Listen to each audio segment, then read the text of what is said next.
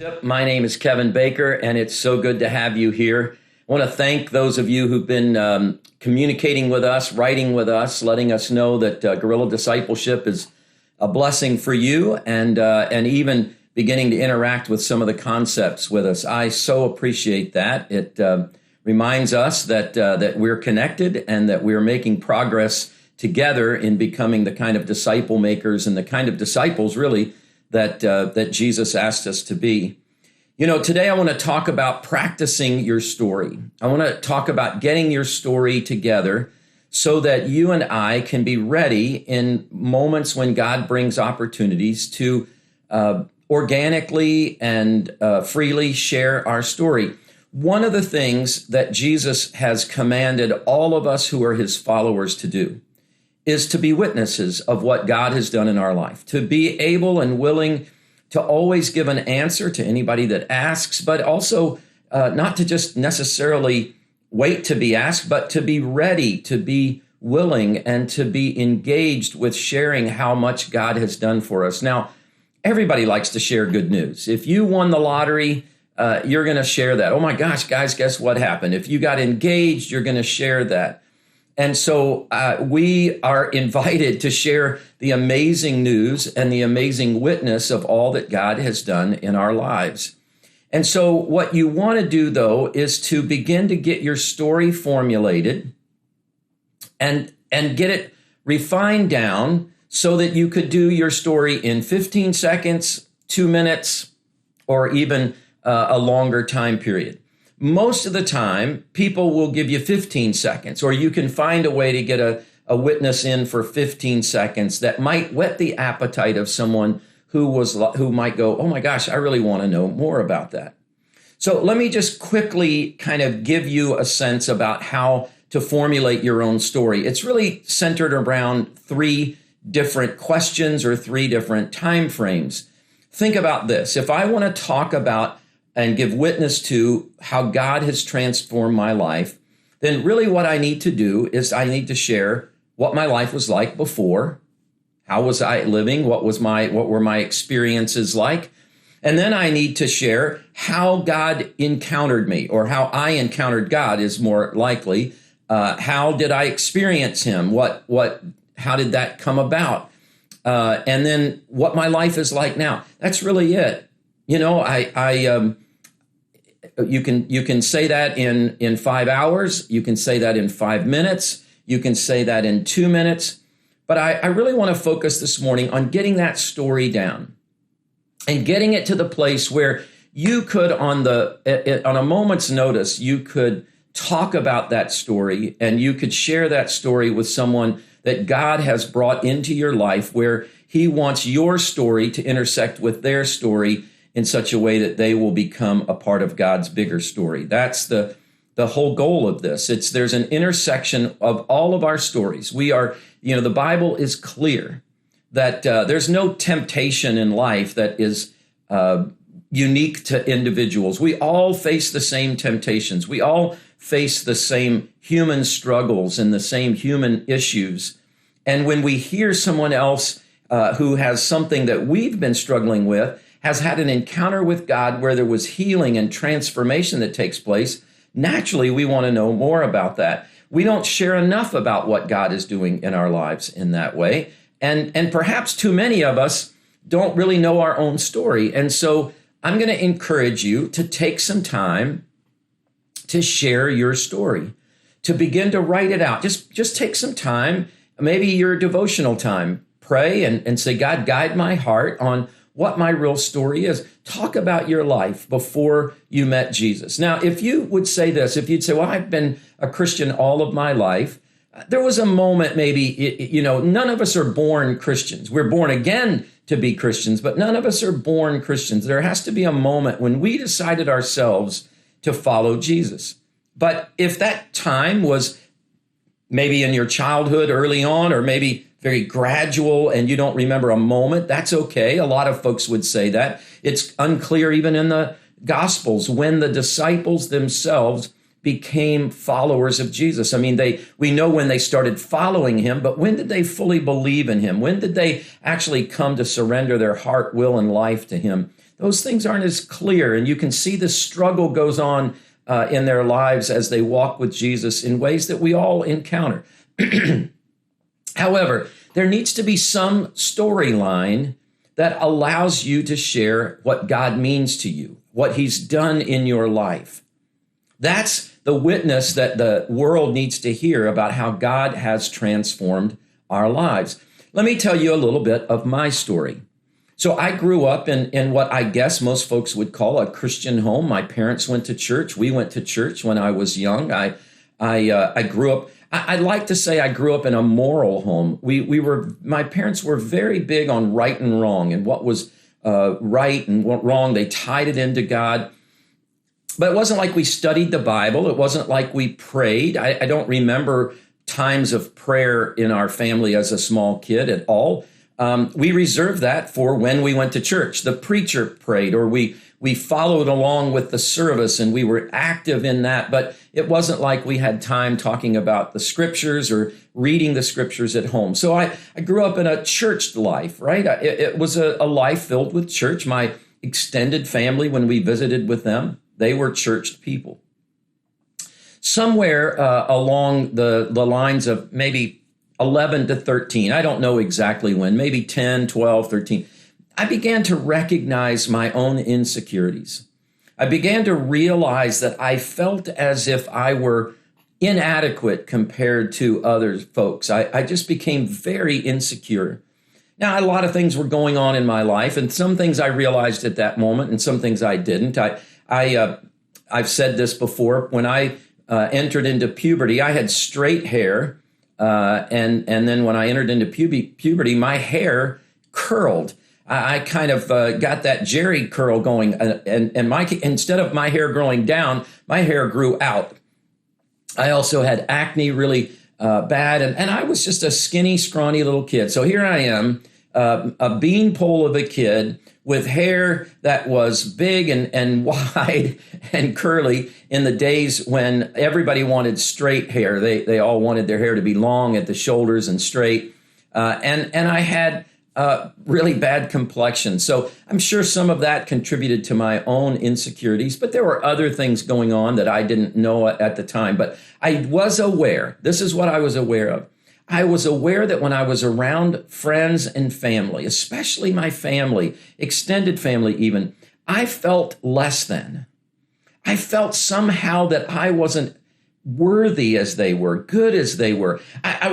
In fact, I began to develop this thought that if they really knew me, they wouldn't like me, and that I didn't measure up. And so I began to pretend. I began to first of all, I avoided being around them, because who wants to feel that constant inadequacy, that constant sense of I'm not good enough? And so I just began to not want to be near them. But when I was around them, I basically tried to hide my true feelings. I never wanted anyone to know, because I thought they all saw it anyway. And I was afraid that they would really once and for all pronounce me, oh, that's Kevin, nobody likes him, kind of thing.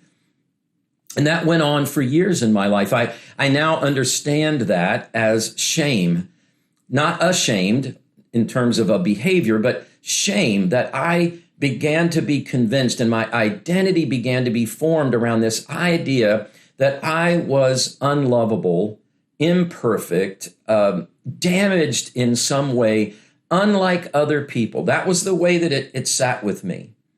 And so I began to act out of my own frustrations. And when you're in pain, you seek medication. So I entered into a prodigal season of life where I was using alcohol and drugs and other things to medicate my pain, to help me to ignore the deep sense of feeling lost, of frightened, of feeling unworthy and unlovable, all of those things. And it wasn't until later in my life and through a series of ways that God began to open the door to my heart experiencing. Now, I want to make a note here.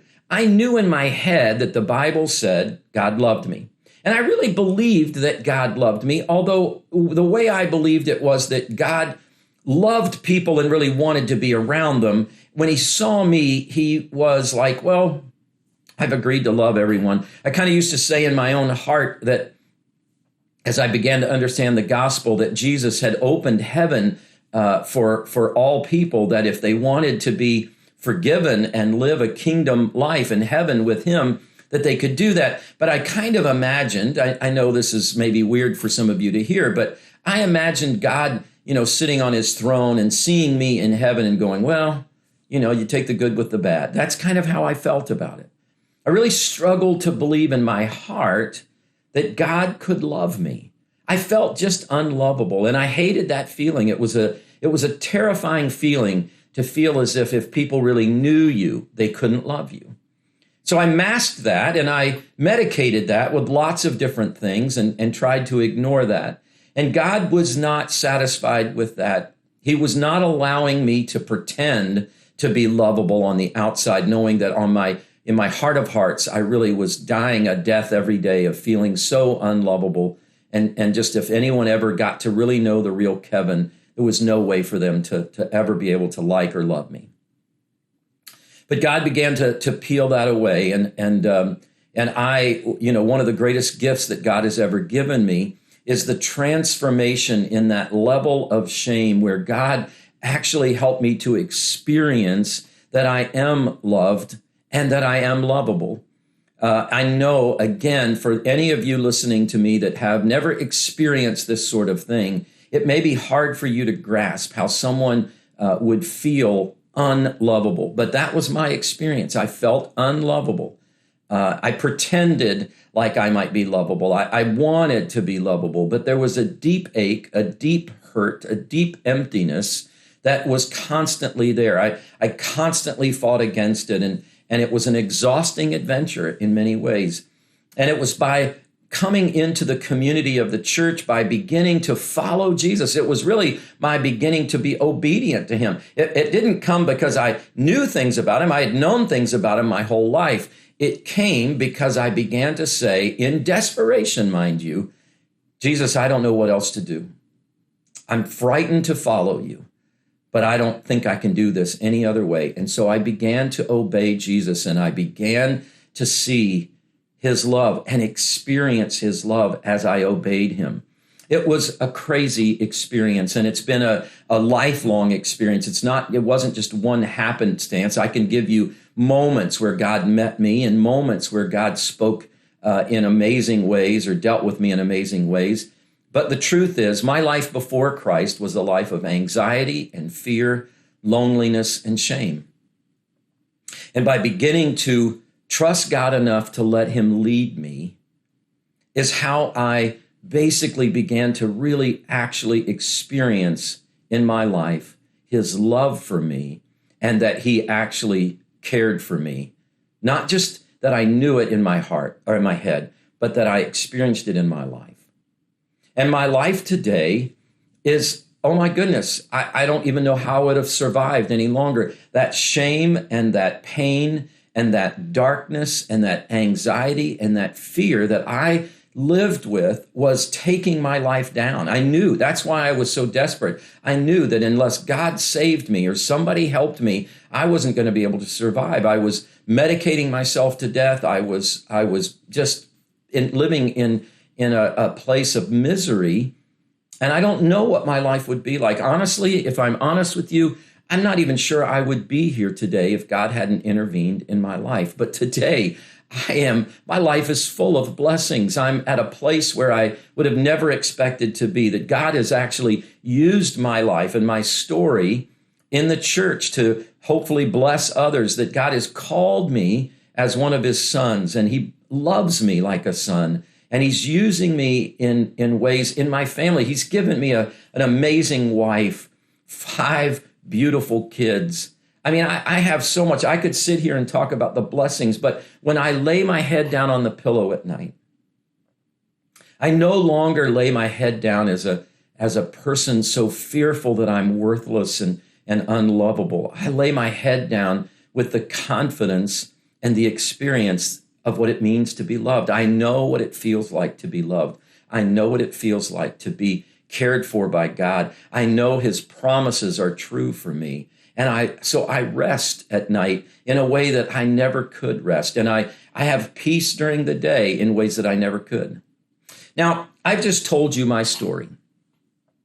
And some of you maybe heard that story before, but that was a little bit of a long story. But I need to be able to tell my story in 15 seconds. I need to be able to be in the middle of a conversation and just somehow, as God leads, to be able to say something like this in 15 seconds. Boy, my life, early on was characterized by shame, which, was full of fear and anxiety and a sense of worthlessness, a sense that I was unlovable. But I met Jesus and began to obey some of the things that I was hearing that he wanted me to do. And I experienced his love, and it changed me. It transformed me. And I've never felt the joy and peace in my prior life that I have experienced today. Something along those lines. It's just 15 seconds of telling my story, just a synopsis of what God has been doing. Now, here's the goal of that.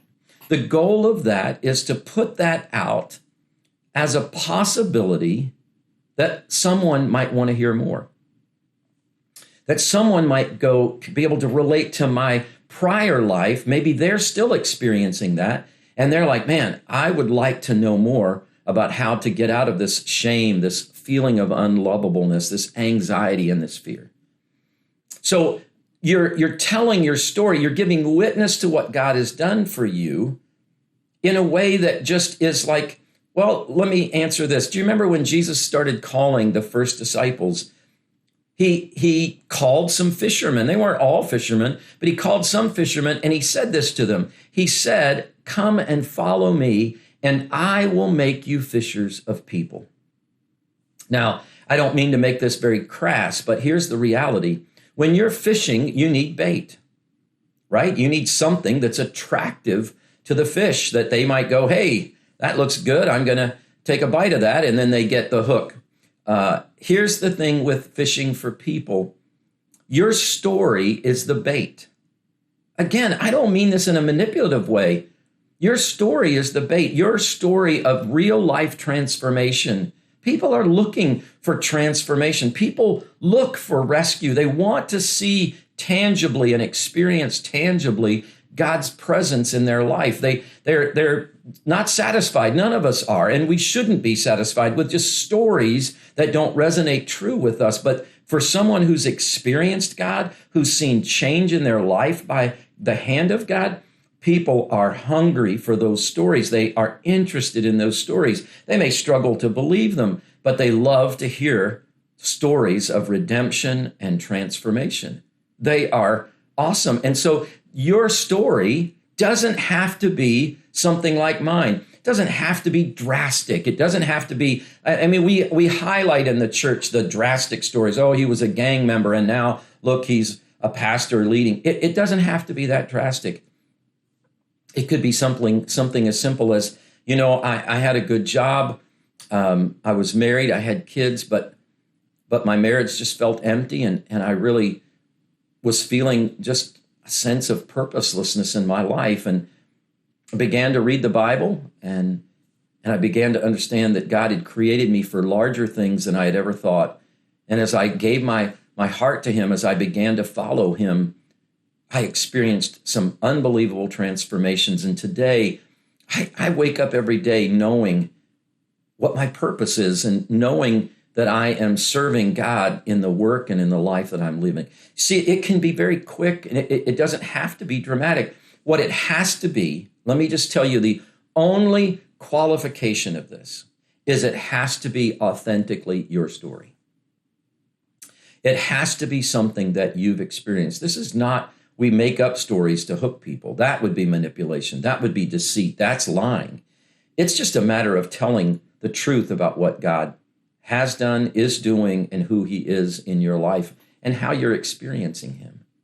Those stories, trust me, you may think your story is boring. You may think there's nothing to your story, probably because you've not really worked on your story. You've not really thought about your story. And by the way, the enemy of God doesn't want you to do this. The enemy of God doesn't want you to realize that you have a story to tell, because once you realize you have a story to tell and you begin to tell it, the kingdom of God is going to come alive through you in the life of other people. And so guerrilla discipleship is really all about just being willing to say, I have a story. And there's no shame in telling your story. You don't have to give all of the details of it. Obviously, there are some pretty nasty details to my story, things that are embarrassing. Now, in the right moment with the right person, I might want to share some more of that. But perhaps in mixed company or with people that I barely know, that would be inappropriate. It would be an oversharing to tell too much of the detail. In fact, I can tell you this, my particular story, I have to be careful that I don't glorify the sin over the unbelievable power, love, and reality and transformation of God. Because I, unlike maybe many of you, I was drowning in sin in my life, and I've got stories. I remember in one of my good friends that I hung out with during that very dark period of my life when he called me and he was dying in the hospital of cancer. I'll never forget this. Sitting by his bed, he had esophageal cancer. And he said to me, hey, Kevin, he started reliving some of our stories. He just started saying, you remember when we did this? And you remember when we did that? And he's laying in his hospital bed. And I said, Danny, yeah, I remember all those stories, but those stories are shameful to me now. I have deep regret about what we did and how the person that I was. What he said to me next kind of broke my heart. Here this man, 53 years old or so, is on his dying, kind of on his deathbed. He knows that his life is ebbing away. And he said to me, Kevin, those stories, he said, I don't regret any of them. They're the highlight of my life. I remember walking out of that hospital room just feeling like, oh, Lord, give him a new story. Don't let those stories of rebellion and wickedness and shame be the highlight of his life. And, I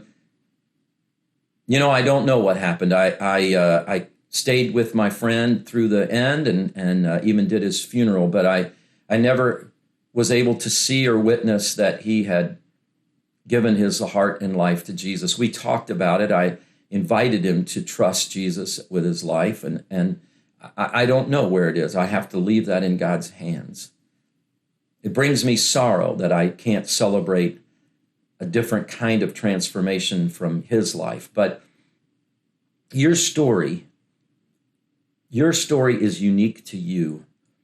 And God wants to tell your story through you to other people. And here's the beautiful thing. Think about this. Do you know there are going to be far too many people who are followers of Jesus who will go to their deathbed, never having told their story once, never allowing God to use their story to bring life, new life, hope, and transformation to one other person. How sad that is, that when we get to the presence of God, that we'll say, oh, goodness, God, I had so much story to tell and I never told it. Or maybe you're sitting here watching this and you're thinking, I don't know that I've given my life to obedience to God that way. I don't know that I'm trusting him with my whole life. Well, this could be a part of your story. At some point, all you need to do right now is to just say, God, this is the moment. This sitting here, I feel like this is the moment when I'm being invited by you to give my whole life to you, to surrender my will and my decisions over to you. I'm tired of living in the power of my own strength and having to have all of the right answers all of the time. I want to be your daughter, your son, and I want to live in the power of your strength. That would be your story. You would tell a story, perhaps something like this, that would be, well, I thought I was a Christian, or I kind of was a churchgoer. I was very engaged, and I happened to be listening one time to this thing. It was a silly thing, but as Kevin told his story, it resonated in deep ways with me. And right there on the spot, by myself, just simply listening to his voice, I knew God was inviting me to give my life to him. Isn't that amazing? That's your story. That could be your story today. It could be forming even right now. But I know this, it would be a wonderful gift to the world and to the God who is writing your story for you to take some time to simply just think through, what was my life like before I began to follow Jesus? How is it that God really got a hold of me? Is there a moment or just a lengthy experience, or how did it turn in your heart? There has to be something that catalyzed the ability for you to go from being the captain of your own life, I do what I want, to I now follow Jesus. And then how is God changing? What have you felt? What have you experienced? Write that down. Take as many pages as you want. Make that a long story, and then begin to get it down to 15 seconds. That over conversation at lunch, you could throw your story out in an organic way that God might use to have someone else come to know life, come to know freedom, come to experience joy, just because you were willing to tell your story.